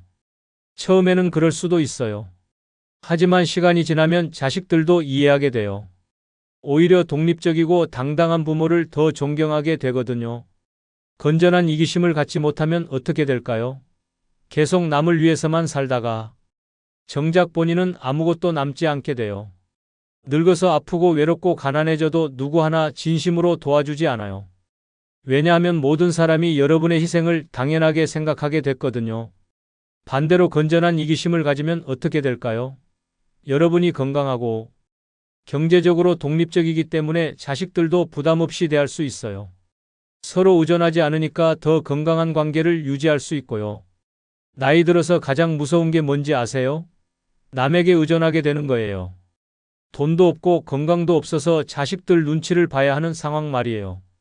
그런 상황을 피하려면 지금부터라도 나 자신을 먼저 챙기는 건전한 이기심을 가져야 해요. 죄책감 가질 필요 전혀 없어요. 평생 남을 위해 살아오신 여러분이니까 이제는 본인을 위해 사셔도 돼요. 아니, 사셔야 해요. 그래야 진짜 자유롭고 행복한 노후를 보낼 수 있거든요. 하지만 건전한 이기심만으로는 완전한 자유를 얻을 수 없어요. 다음 영상에서 그 해답을 알려드릴 테니까 꼭 보세요. 세 번째는 자식에게 미련 두지 않는 태도입니다. 자식한테 미련을 두지 말라니 그게 말이 되나요? 하고 깜짝 놀라실 거예요. 하지만 이 말의 진짜 의미를 아시면 여러분의 마음이 얼마나 편해질지 상상도 못하실 거예요. 혹시 이런 경험 있으신가요? 자식이 전화 안 받으면 밤새 잠 못 이루고 명절에 안 오면 서운해서 며칠을 속상해하고 자식 집에 놀러 갔는데 차갑게 대하면 마음이 찢어지는 것 같고 말이에요. 바로 이런 게 자식에게 미련을 두는 거예요. 자식에게 미련을 두지 않는다는 것은 자식을 사랑하지 말라는 게 아니에요. 자식의 선택과 삶을 인정하고 내 감정을 자식에게 의존하지 않는다는 뜻이에요. 쉽게 말해서 자식이 어떻게 하든 내 마음의 평화를 지키는 거죠. 왜 이런 태도가 필요할까요? 현실을 한번 보세요. 요즘 젊은 사람들은 정말 바빠요. 직장 일도 힘들고 자기 가정도 챙겨야 하고 아이들 교육비 때문에 허리가 휘어져요. 그런데 여기에 부모님까지 챙기라고 하면 얼마나 부담스럽겠어요? 많은 부모님들이 이런 실수를 하세요. 자식이 자주 안 온다고 서운해하고 용돈 안 준다고 섭섭해하고 관심 안 가져준다고 원망해요. 하지만 이런 감정들이 여러분을 더 불행하게 만들 뿐이에요. 자식에게 미련을 두지 않으려면 어떻게 해야 할까요? 첫째, 자식도 독립된 어른이라는 걸 인정하세요. 30살, 40살이 넘은 사람이 누구예요? 다 어른이에요. 어른에게는 어른의 선택권이 있어요. 부모가 원하는 대로 살아야 할 의무는 없다고요. 둘째, 기대를 낮추세요. 자식이 이렇게 해줬으면 좋겠다는 기대가 클수록 실망도 커져요. 대신 자식이 건강하게만 살면 된다고 생각하세요. 나머지는 모두 덤이에요. 셋째, 자식의 삶에 간섭하지 마세요. 누구랑 결혼하든 어떤 직업을 갖든 어디에 살든 자식 마음이에요. 내가 키워놨는 데라는 생각은 버리세요. 키워준 건 부모의 의무였고 이제 그 의무는 끝났어요. 넷째, 연락 안 와도 서운해하지 마세요. 바쁘니까 연락 못 하는 거예요. 연락 오면 반갑게 받고 안 와도 잘 살고 있겠지 하고 넘어가세요. 여러분이 서운해한다고 자식이 더 연락하지 않아요. 오히려 부담스러워해요. 다섯째, 자식 앞에서 외롭다는 표현하지 마세요. 엄마가 얼마나 외로운지 몰라 이런 말 들으면 자식들이 어떤 기분일까요? 죄책감만 들어요. 죄책감으로 오는 관심은 진짜 관심이 아니에요. 그럼 자식과 어떻게 지내야 하나요? 궁금하실 거예요. 답은 간단해요. 자식을 친구처럼 대하세요. 부모-자식 관계가 아니라 어른과 어른의 관계로 지내는 거예요. 서로 예의를 지키고 서로 독립적이고 서로 간섭하지 않는 관계 말이에요. 자식이 찾아오면 반갑게 맞이하되 오래 있으라고 붙잡지 마세요. 돈 달라고 하면 여유 있을 때만 주고 없으면 솔직히 없다고 하세요. 자식 문제로 고민 상담 받아도 조언만 해주고 직접 개입하지는 마세요. 이렇게 하면 신기한 일이 일어나요. 자식들이 오히려 더 편하게 다가와요. 왜냐하면 부담이 없거든요. 엄마가 서운해 하시지 않을까, 뭐 해달라고 하시지 않을까 이런 걱정 없이 자연스럽게 찾아오게 돼요. 가장 중요한 건 여러분의 마음이에요. 자식에게 미련을 두지 않으면 마음이 정말 편해져요. 자식이 연락 안 와도 괜찮고 명절에 안 와도 괜찮고 용돈 안 줘도 괜찮아요. 내 행복이 자식에게 달려있지 않으니까요. 많은 부모님들이 자식 때문에 산다고 하시는데 이건 잘못된 생각이에요. 자식은 독립된 인격체이고 여러분도 독립된 인격체예요. 각자의 삶을 살아가는 거지 누가 누구를 위해 살 필요는 없어요. 자식에게 미련을 두지 않는 태도를 가지면 진짜 자유로운 노후가 시작돼요. 자식 눈치 안 보고 자식 기분 안 봐주고 내가 하고 싶은 대로 살 수 있어요. 이게 바로 혼자 살기의 진짜 매력이에요. 하지만 자식에게 미련을 두지 않는 것만으로는 충분하지 않아요. 네 번째, 이것이야말로 정말 중요해요. 다음 영상에서 그 비밀을 공개할 테니까 절대 놓치지 마세요. 네 번째는 완벽주의 버리고 적당주의입니다. 적당주의라니 그럼 대충 사는 건가요? 하고 생각하실 수도 있어요. 하지만 천만에요. 이 이야기를 끝까지 들으시면 왜 적당주의가 진짜 지혜로운 삶의 방식인지 깨달으실 거예요. 혹시 이런 분이신가요? 집안이 조금만 더러워도 견딜 수 없어서 매일 청소하고 음식 만들 때도 완벽하게 맛있게 해야 직성이 풀리고 옷차림도 항상 단정해야 하고 남들이 보기에 흠잡을 데 없어야 한다고 생각하시나요? 그렇다면 여러분은 완벽주의에 빠져 계신 거예요. 완벽주의가 왜 문제일까요? 첫째, 너무 피곤해져요. 모든 걸 완벽하게 하려다 보니 하루 종일 일만 하게 돼요. 쉴 틈이 없어요. 둘째, 스트레스가 엄청나요. 완벽하지 않으면 불안하고 초조해져요. 셋째, 남을 힘들게 해요. 가족들도 여러분의 완벽주의 때문에 숨이 막혀요. 젊을 때는 그래도 체력이 있어서 완벽주의로 살 수 있었어요. 하지만 나이가 들면 달라져요. 체력도 떨어지고 기억력도 예전 같지 않고 몸도 여기저기 아파오는데 여전히 완벽하게 하려고 하면 몸이 견딜 수 없어요. 적당주의란 무엇일까요? 이것은 게으름이 아니에요. 중요한 것과 그렇지 않은 것을 구분해서 중요한 건 제대로 하고 그렇지 않은 건 적당히 하는 거예요. 에너지를 효율적으로 쓰는 지혜로운 방법이에요. 예를 들어 볼게요. 집 청소를 매일 완벽하게 할 필요 있나요? 일주일에 한 번만 해도 충분해요. 음식도 매번 정성스럽게 만들 필요 없어요. 간단하게 해먹어도 영양만 챙기면 돼요. 옷도 깔끔하기만 하면 되지 항상 정장 차려입을 필요 없어요. 적당주의를 실천하는 방법을 알려드릴게요. 첫째, 80점 원칙을 세우세요. 100점 만점에 80점만 해도 충분하다고 생각하는 거예요. 80점과 100점의 차이는 미미하지만 투입하는 에너지는 몇 배나 달라요. 둘째, 우선순위를 정하세요. 정말 중요한 것 3가지만 정하고 그것만 제대로 하세요. 나머지는 적당히 해도 괜찮아요. 건강, 인간관계, 취미생활 이 3가지만 잘 챙겨도 충분히 행복할 수 있어요. 셋째, 남의 시선을 의식하지 마세요. 남들이 뭐라고 할까 생각하니까 완벽해야 한다고 느끼는 거예요. 하지만 솔직히 말해서 남들은 여러분에게 그렇게 관심 없어요. 각자 자기 일로 바빠요. 넷째, 실수를 인정하세요. 실수해도 괜찮다고 생각하면 마음이 훨씬 편해져요. 이번엔 이렇게 됐네 하고 넘어가세요.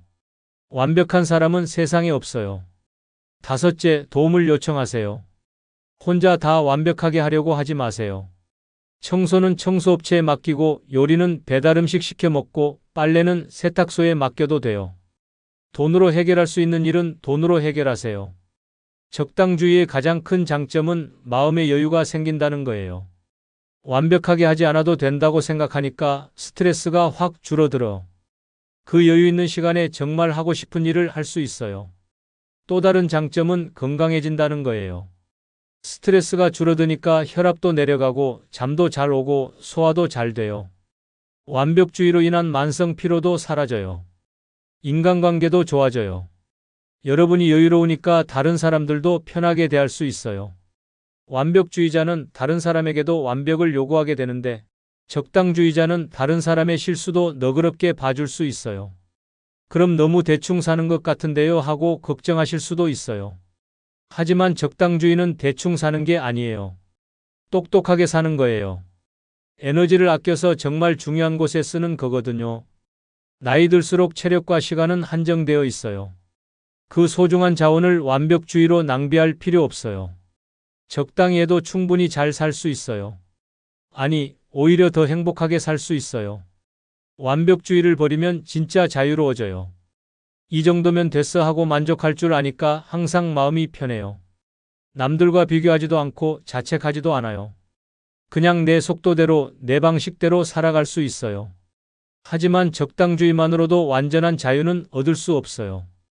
마지막 5번째가 가장 중요한데 이것을 모르면 앞에 4가지를 다 갖춰도 소용없으니까 다음 영상을 꼭 보세요. 마지막 비밀이 여러분의 인생을 완전히 바꿀 거예요.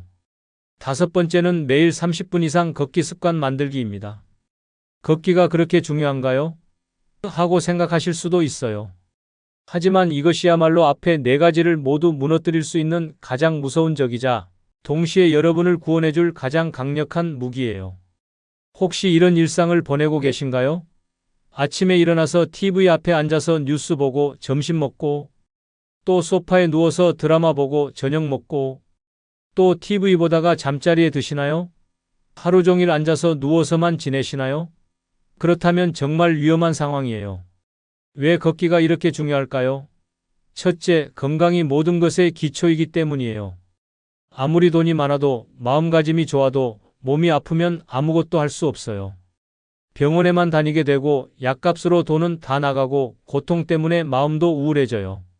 둘째, 걷지 않으면 근육이 급속도로 줄어들어. 60세 이후에는 1년의 근육이 1에서 2%씩 사라져요. 걷지 않으면 더 빨리 사라져요. 근육이 없으면 어떻게 될까요? 계단 오르기 힘들어지고 무거운 것 들기 어려워지고 결국 누군가의 도움 없이는 살 수 없게 돼요. 셋째, 뇌 건강에도 걷기가 필수예요.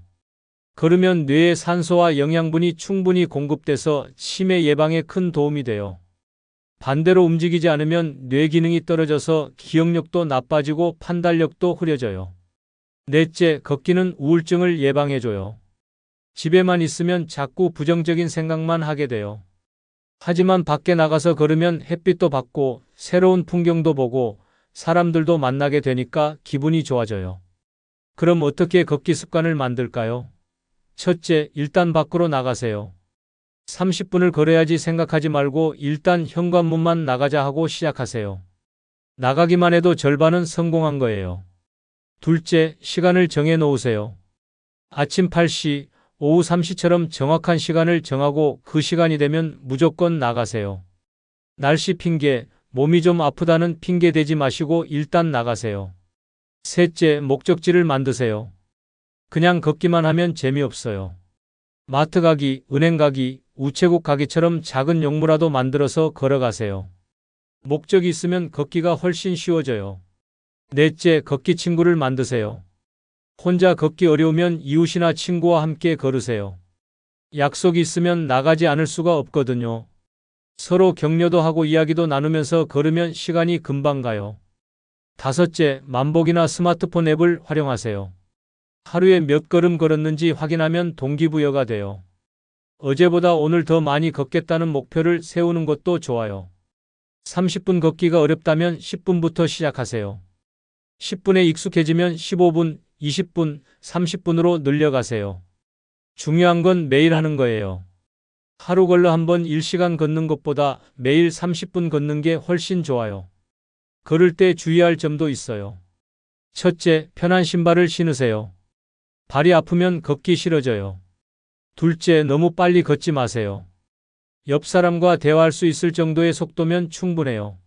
셋째, 무리하지 마세요. 몸이 아프면 쉬었다가 걸으세요. 걷기의 효과는 정말 놀라워요. 한 달만 꾸준히 걸어도 몸이 가벼워지는 걸 느낄 수 있어요. 계단 오르기가 수월해지고 잠도 잘 오고 소화도 잘 되고 기분도 좋아져요. 6개월 정도 걸으면 더 큰 변화를 느낄 수 있어요. 혈압이 내려가고 혈당이 안정되고 체중도 줄어들어. 무엇보다 자신감이 생겨요. 내가 이것도 할 수 있구나 하는 성취감이 들거든요. 1년 이상 꾸준히 걸으면 인생이 바뀌어요. 병원 갈 일이 줄어들고 약 먹을 일도 줄어들고 활력이 넘쳐서 다른 것들도 하고 싶어져요. 정말 젊어진 것 같은 기분이 들어요. 걷기 습관이 있으면 앞에 4가지도 더 쉽게 실천할 수 있어요. 건강하니까 10년치 생활비도 덜 걱정되고 자신감이 있으니까 건전한 이기심도 갖기 쉽고 마음이 여유로우니까 자식에게 미련 두지 않기도 쉽고 체력이 있으니까 적당주의로 살아도 충분해요. 반대로 걷지 않으면 어떻게 될까요? 건강이 나빠져서 병원비로 돈은 다 나가고 우울해져서 자식들한테 짜증내고 완벽주의로 스트레스 받고 결국 혼자 사는 게 불가능해져요. 매일 30분 걷기, 이것이야말로 진짜 자유로운 혼자 살기의 핵심이에요. 이 5가지를 모두 갖추면 정말 누구보다 행복하고 자유로운 노후를 보낼 수 있어요. 오늘부터 당장 시작하세요. 미루지 마세요. 여러분의 남은 인생이 달렸어요. 여러분 혹시 황혼 재혼을 꿈꾸고 계신가요? 잠깐만요. 지금 당장 멈추세요. 제가 오늘 공개할 충격적인 진실을 듣고 나면 밤잠을 설칠지도 모릅니다. 실제로 황혼 재혼한 부부 10상 중 8상이 1년 안에 이혼을 고려한다는 충격적인 사실을 아시나요? 지금부터 늙어서 재혼했을 때 찾아오는 끔찍한 5가지 불행을 적나라하게 폭로해 드리겠습니다. 아직도 구독하지 않은 분은 구독, 좋아요 꾹 눌러주시기 바랍니다. 아울러 주변의 소중한 분들에게 많은 공유도 부탁드립니다. 첫 번째 불행은 재혼 후 급속히 식어가는 애정관계입니다. 이 얘기를 듣고 나면 정말 소름이 돋을 겁니다. 첫 번째 이유는 가면을 벗은 상대방의 충격적인 진짜 모습을 발견하게 되기 때문입니다. 연애할 때는 완벽해 보였던 그 사람이 실제로는 어떤 모습인지 아시나요? 아침에 일어나면 머리는 산발이고 입에서는 악취가 나고 화장실에서 나오면서 물도 안 내리는 모습을 보게 됩니다.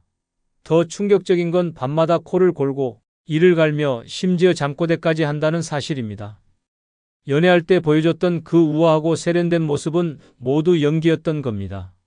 두 번째 이유는 서로 다른 생활 패턴 때문에 벌어지는 전쟁 같은 일상입니다. 상상해보세요. 한 사람은 새벽 5시에 일어나서 라디오를 크게 틀고 체조를 하는데 다른 한 사람은 밤 12시까지 텔레비전을 보며 과자를 먹습니다. 이게 매일 반복된다면 어떨까요? 서로를 죽이고 싶은 마음까지 들게 됩니다. 실제로 한 할머니는 남편이 새벽마다 기침하는 소리 때문에 베개로 얼굴을 덮고 싶었다고 고백했습니다. 세 번째 이유는 과거 배우자와의 끝없는 비교 지옥입니다. 이건 정말 잔인한 현실입니다. 아무리 새로운 시작이라고 다짐해도 인간은 비교하는 동물입니다. 전 남편은 밥을 이렇게 맛있게 해줬는데, 전 아내는 집안일을 저렇게 깔끔하게 했는데 하는 생각들이 하루에도 수십 번씩 떠오릅니다. 더 무서운 건 이런 생각이 무의식 중에 말로 나온다는 겁니다.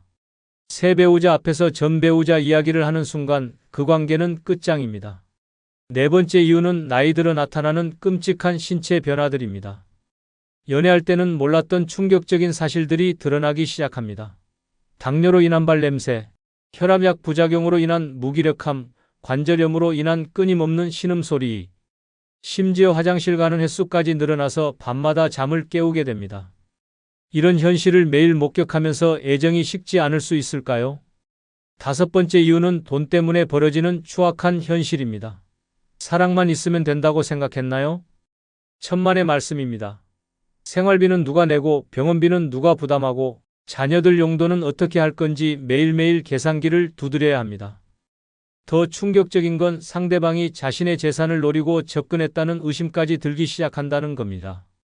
여섯 번째 이유는 자녀들의 냉랭한 시선과 노골적인 반대입니다. 자녀들은 새 배우자를 가족으로 인정하지 않고 명절 때마다 전쟁 같은 분위기가 됩니다. 더 잔인한 건 자녀들이 엄마 아빠가 죽으면 재산은 우리가 받을 거예요 라고 대놓고 말한다는 겁니다.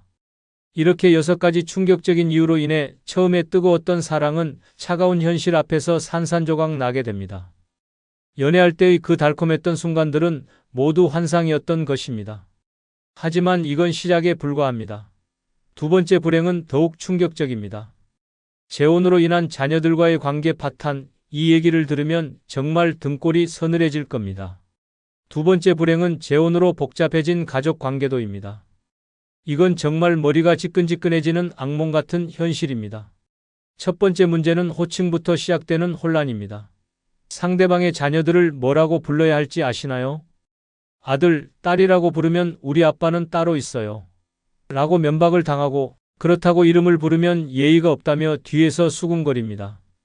더 충격적인 건 상대방의 손자, 손녀들입니다. 이 아이들은 새로운 할아버지, 할머니를 완전히 무시하고 존재 자체를 인정하지 않습니다. 명절 때 인사도 안 받고 선물을 줘도 받지 않는 차가운 시선을 받아야 합니다. 두 번째 문제는 양쪽 자녀들 간의 치열한 세력 다툼입니다. 이건 정말 전쟁터를 방불케 합니다. 친자녀들은 우리가 원래 가족이라며 우선권을 주장하고 상대방 자녀들은 이제 한 가족이니까 평등하게 대해달라고 요구합니다.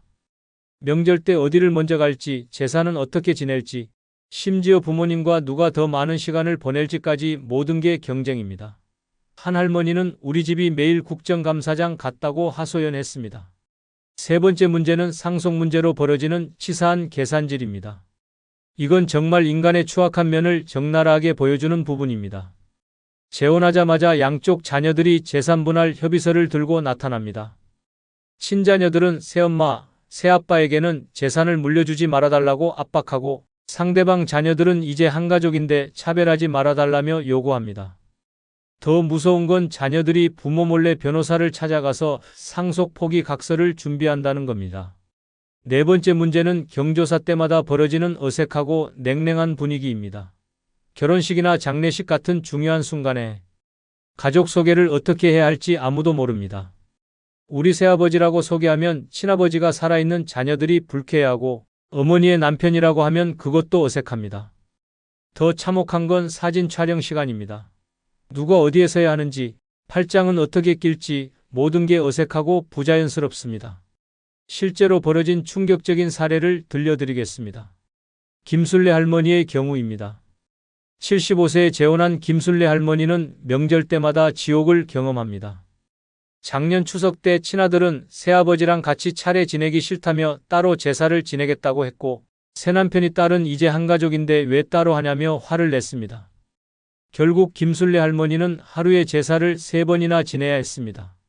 이영자 할머니의 사례는 더욱 참혹합니다. 재혼 후 첫 설날에 양쪽 손자 손녀들이 모였는데 세뱃돈을 얼마나 줄지 몰라서 밤새 고민했습니다.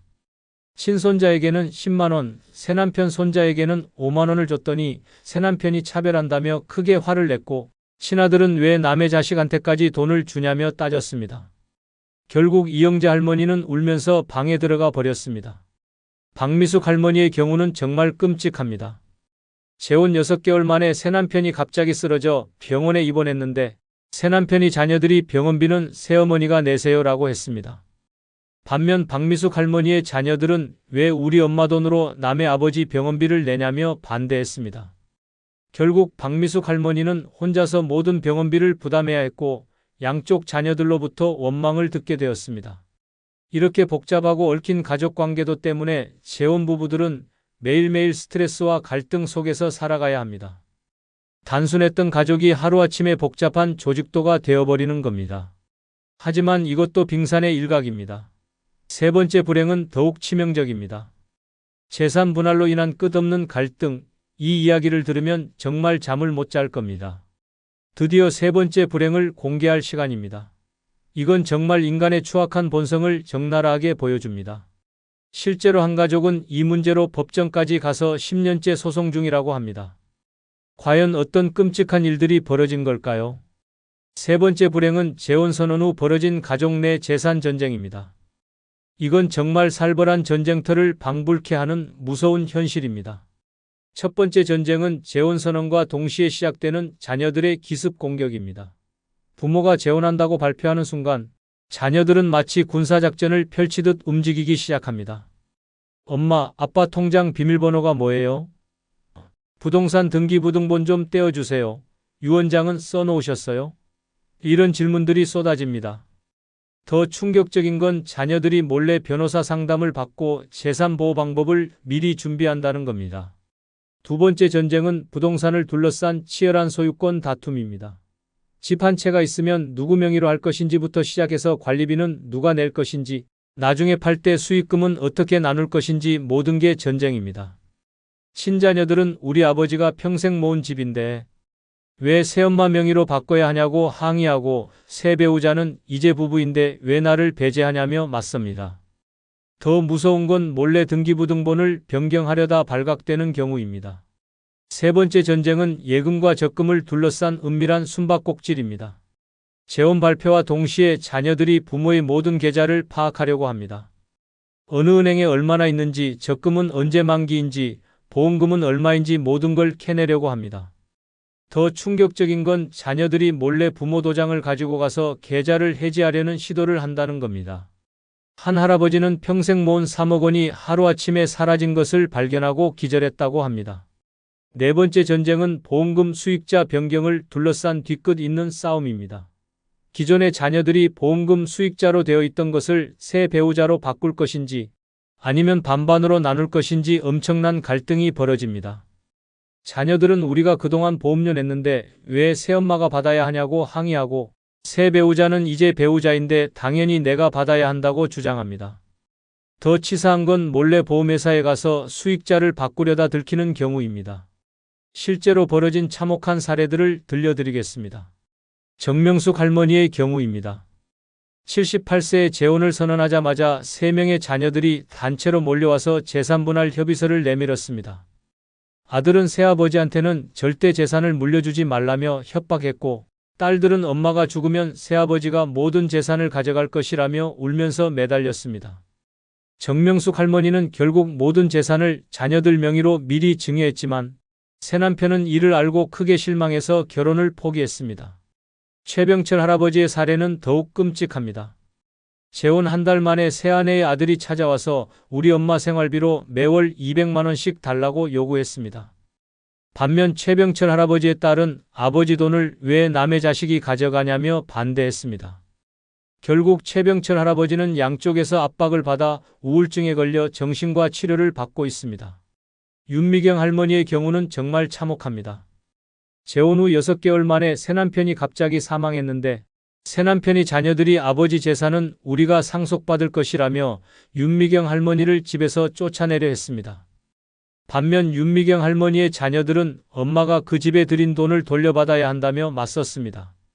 결국 법정 싸움이 벌어져 현재까지 3년째 소송 중입니다. 안정호 할아버지의 사례는 가장 충격적입니다. 재혼 선언 후 아들이 몰래 아버지 명의로 대출을 받아 3억 원을 빼돌렸습니다. 새엄마한테 뺏기느니 차라리 내가 먼저 가져가겠다는 이유였습니다. 안정호 할아버지는 이 사실을 뒤늦게 알고 아들을 고소했지만 이미 돈은 사라진 후였습니다. 이렇게 재혼 선언과 동시에 시작되는 치열한 재산 전쟁 때문에 가족들은 서로를 원수처럼 바라보게 됩니다. 사랑하는 가족이었던 관계가 하루아침에 적대적인 관계로 바뀌어 버리는 겁니다. 하지만 이것도 끝이 아닙니다. 네 번째 불행은 더욱 잔인합니다. 외로움은 더 깊어지고 건강은 더 악화되는 현실, 이 진실을 알면 정말 소름이 돋을 겁니다. 네 번째 불행은 재혼 전 건강상태 은폐의 후유증입니다. 이건 정말 사기극보다 더 무서운 현실입니다. 첫 번째 충격은 숨겨진 중병들이 재혼 후 갑자기 드러나는 것입니다. 연애할 때는 건강해 보였던 상대방이 재혼 후 갑자기 당뇨, 고혈압, 심장병, 치매 초기 증상 등을 보이기 시작합니다. 더 충격적인 건 이런 병들이 이미 몇 년 전부터 진행되고 있었다는 사실입니다. 상대방이 의도적으로 숨겼던 것이죠. 약을 먹는 모습도 안 보여주고 병원 다니는 것도 비밀로 했던 겁니다. 두 번째 충격은 엄청난 의료비 폭탄이 터지는 것입니다.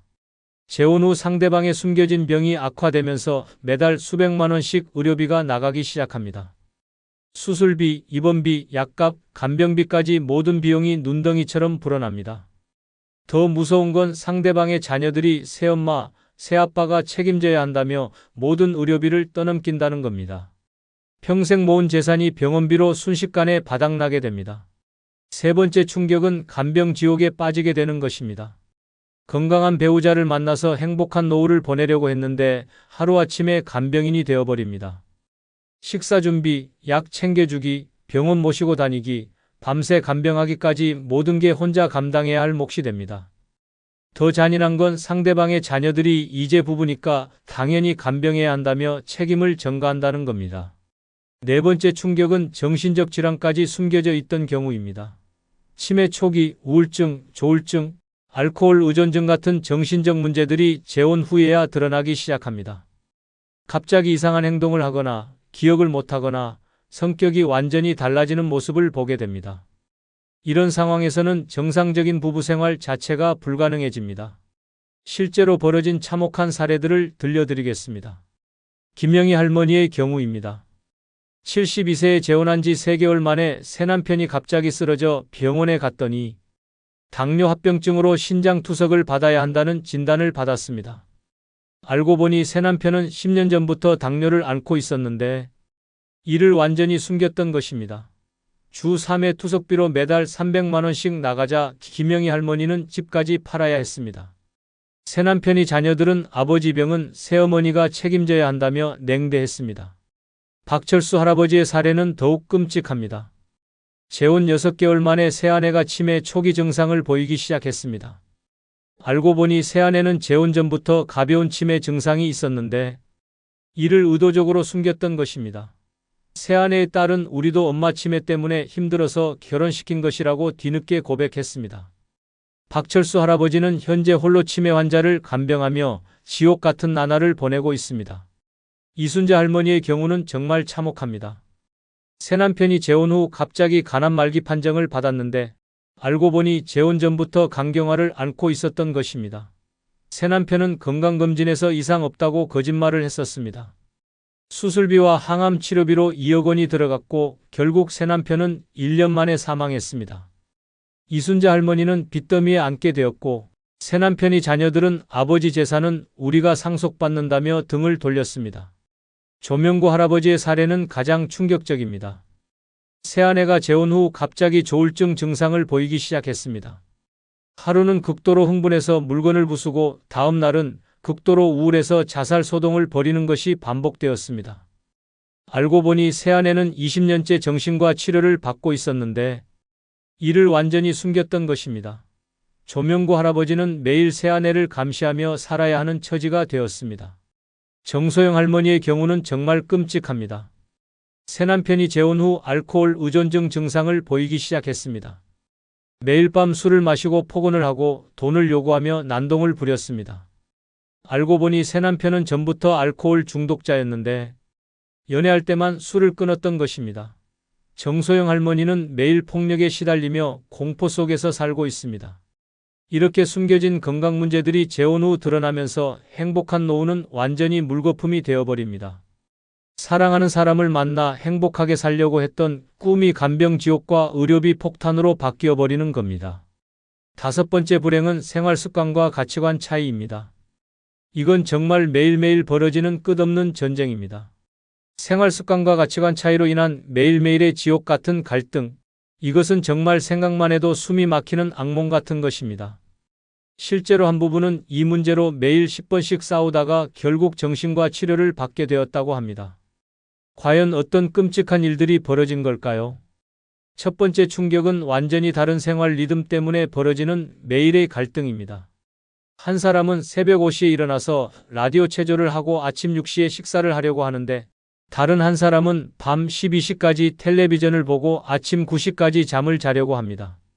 이런 차이가 매일 반복되면서 서로를 방해하고 스트레스를 주게 됩니다. 더 충격적인 건 나이가 들수록 이런 생활 패턴을 바꾸기가 거의 불가능하다는 겁니다. 두 번째 충격은 음식 취향과 식사 습관의 극명한 차이입니다. 한 사람은 짜고 매운 음식을 좋아하는데 다른 한 사람은 당뇨 때문에 싱겁게 먹어야 하고 한 사람은 고기를 좋아하는데 다른 한 사람은 소화가 안 되어서 채식만 해야 합니다. 더 무서운 건 식사 시간과 방법까지 완전히 다르다는 겁니다. 한 사람은 천천히 꼭꼭 씹어 먹는데 다른 한 사람은 빨리 후루룩 먹어 치우려고 합니다. 매 끼니마다 갈등이 벌어집니다. 세 번째 충격은 돈에 대한 가치관이 완전히 다르다는 것입니다. 한 사람은 평생 검소하게 살아온 습관 때문에 한 푼 한 푼 아껴 써야 한다고 생각하는데 다른 한 사람은 이제 얼마 안 남은 인생인데 돈을 아껴서 뭐 하냐며 펑펑 쓰려고 합니다. 전기료, 가스비, 교통비까지 모든 지출에 대해 의견이 다릅니다. 더 치사한 건 서로의 소비 패턴을 감시하고 비판한다는 겁니다. 네 번째 충격은 청결과 정리정돈에 대한 기준이 하늘과 땅 차이라는 것입니다. 한 사람은 매일 청소하고 물걸레질하고 모든 걸 제자리에 놓아야 직성이 풀리는데 다른 한 사람은 대충대충 살아도 된다고 생각합니다. 화장실 사용법, 설거지 방법, 빨래 개는 방법까지 모든 게 다릅니다. 더 끔찍한 건 서로의 방식을 강요하려고 한다는 겁니다. 실제로 벌어진 참혹한 사례들을 들려드리겠습니다. 한순이 할머니의 경우입니다. 새남편은 매일 새벽 5시에 일어나서 크게 기침하고 가래 뱉는 소리를 내면서 라디오를 틀어놓습니다. 반면 한순이 할머니는 밤늦게 잠들어서 아침 9시까지 자고 싶어 합니다. 매일 아침마다 조용히 해달라고 부탁하지만 새남편은 내 집에서 내가 왜 눈치를 봐야 하냐며 화를 냅니다.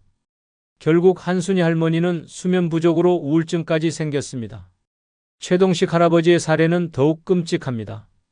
새아내는 매 끼니마다 국과 찌개와 반찬을 5가지씩 차려야 직성이 풀리는데 최동식 할아버지는 간단한 죽이나 국수 한 그릇이면 충분하다고 생각합니다.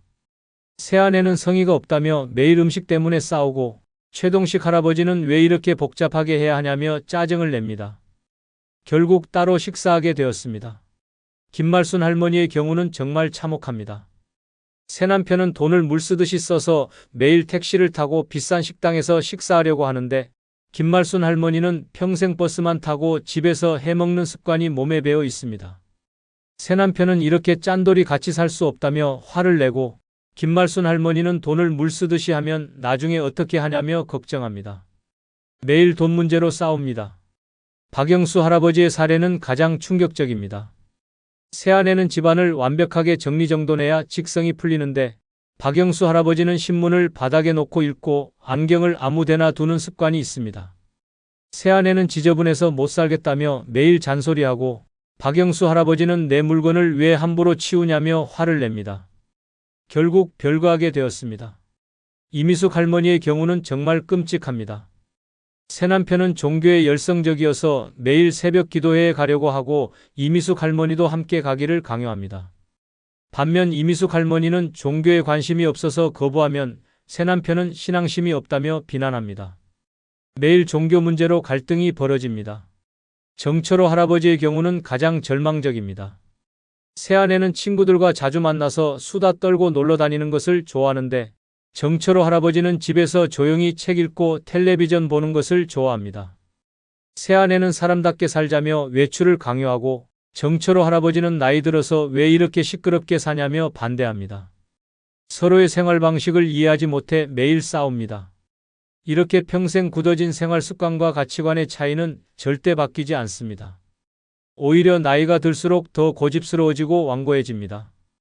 결국 매일매일이 갈등과 스트레스의 연속이 되어버리는 겁니다. 지금까지 늙어서 재혼했을 때 찾아오는 5가지 끔찍한 불행을 모두 알려드렸습니다. 여러분은 이 현실을 보고도 여전히 황혼 재혼을 꿈꾸시겠습니까?